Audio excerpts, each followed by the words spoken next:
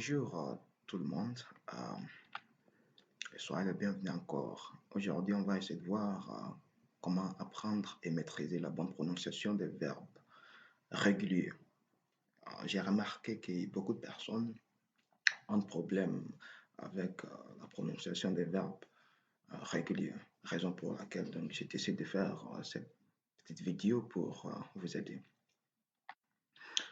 Comme vous voyez dans le titre ici, dans la prononciation des verbes réguliers, on a toujours soit le son D à la fin ou bien le son T à la fin. Ok. Mais il y a des règles quand est-ce qu'avoir le son de ou bien avoir le son T. Et suivez avec moi et vous allez comprendre. Donc, quand un verbe se termine avec le son V, au passé, donc le verbe régulier va nous donner le son de, comme dans le verbe to move, to love, to prove. Et la forme du passé va nous donner moved, loved, proved. Et j'ai remarqué que beaucoup de personnes disent moved, loved, proved. Non, ça c'est la mauvaise prononciation. C'est moved, loved, proved qui est la bonne prononciation. Et cela est dû au fait que nous avons le son V à la fin. Et ça, c'est valable pour tous les verbes qui se terminent avec le son V à la fin. La même chose avec les verbes qui se terminent avec le son V, comme dans le verbe to breathe. OK? Et donc, la forme passée va nous donner breathed. Et également la même chose avec les verbes qui se terminent par le son z, tel que dans les verbes to organize, to specialize, to realize. La forme passée va nous donner organized, specialized, realized. Également les verbes qui se terminent avec le son g à la fin.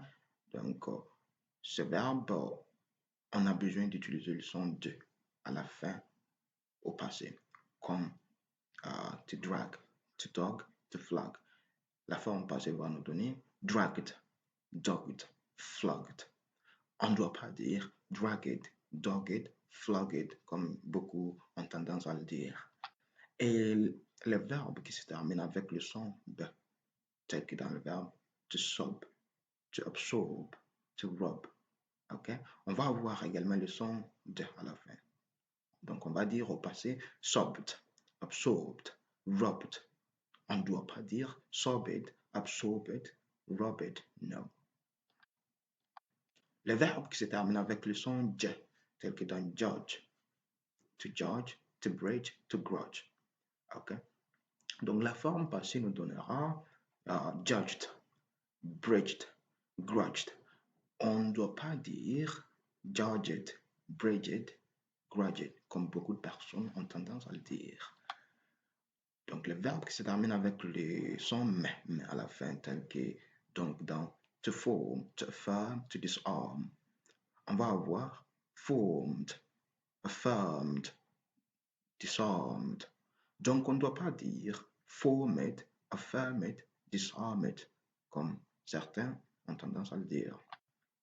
Donc, le son ne, les verbes qui se terminent avec le son ne à la fin, on a également le son de au passé. Donc, comme dans turn, to assign, to strengthen. Le passé va nous donner turned, assigned, strengthened. On ne doit pas dire turned, assigned, strengthened. Non. Donc, les verbes réguliers qui se terminent avec le son R à la fin, tels que dans answer, to uphold, to alter. Donc, le passé va nous donner answered, uphold, altered. Les verbes qui se terminent avec le son y à la fin, tels que dans play, to stay, to enjoy. OK?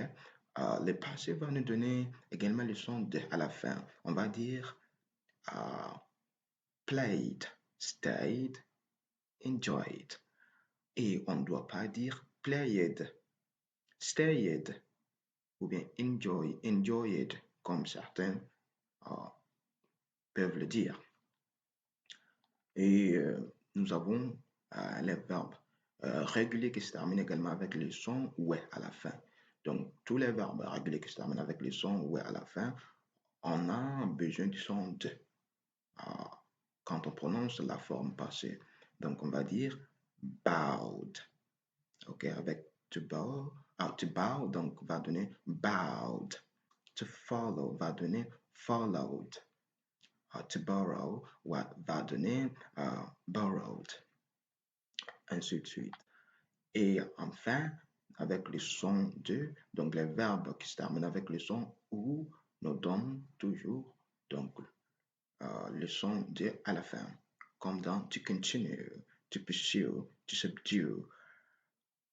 Donc, au passé, on va avoir continued, pursued, or subdued. OK. Maintenant, essayons de voir maintenant le son T. Quand est-ce que ça arrive? Quand est-ce qu'on doit avoir besoin de ce son pour la prononciation des verbes réguliers? C'est quand le verbe régulier se termine avec le son F à la fin. Donc, on est obligé d'utiliser le son T à la prononciation du passé, tel que dans le verbe to puff, to stuff, to cough. OK?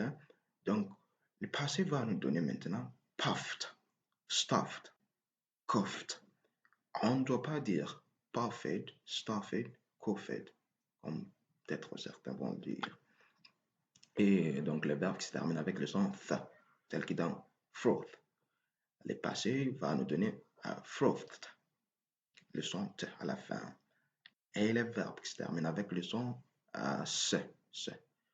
Le passé va nous donner également le son t à la fin, tel que dans to assess, to caress, to embarrass. Donc, le passé va nous donner assessed, caressed, embarrassed.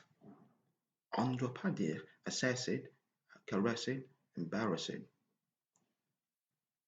Et le verbe qui se termine avec le son ch, tel que dans to smash, to flash. Donc, le passé va nous donner smashed, flashed, OK, et non smashed ou bien flashed. Les verbes qui se terminent avec le son que à la fin, tous les verbes. Donc, on a besoin d'utiliser le son te avec le passé. Donc, avec click, cook, look, on va avoir clicked, cooked, looked. On ne doit pas dire clicked, cooked, looked. Les verbes qui se terminent avec le son P à la fin, on a toujours besoin d'utiliser le son T au passé. Donc avec stop, tap, clap, on va avoir stopped, tapped, clapped. Et donc les verbes qui se terminent avec le son T à la fin, on a également toujours besoin du son T au passé, tel que dans preach, reach, touch. On va avoir preached, reached, attached. On ne doit pas dire preached, reached, attached, voilà. Ok, donc maintenant il y a également une deuxième possibilité, c'est-à-dire souvent au lieu d'utiliser le son de ou bien le son de seulement, on utilise également le son it à la fin des verbes réguliers. Et ça, c'est dans deux cas seulement. Dans deux cas, c'est quand le verbe régulier se termine avec le son T à la fin ou bien le son D à la fin. C'est-à-dire si nous avons la lettre D ou la lettre T à la fin du verbe régulier. Donc, on utilise le son it avec les passés. Donc, comme vous le voyez ici dans l'exemple, avec T par exemple. Dans le verbe to start, to contract, to contact, on va avoir started, contracted, contacted. Donc, nous avons le son it à la fin. Et le deuxième cas, donc c'est avec les verbes qui se terminent avec le son de à la fin, comme dans to decide, to provide, to remind. Alors, on va avoir decided, provided, reminded. Donc, ce sont les deux cas où nous avons le son id seulement. Et nulle part, vous allez avoir le son id encore. Donc, c'est dans ces deux cas seulement qu'on a besoin de son aide et nulle part autre. Et donc aujourd'hui, on va s'arrêter ici et la fois prochaine, on va essayer encore d'évoluer. Et merci de vous abonner.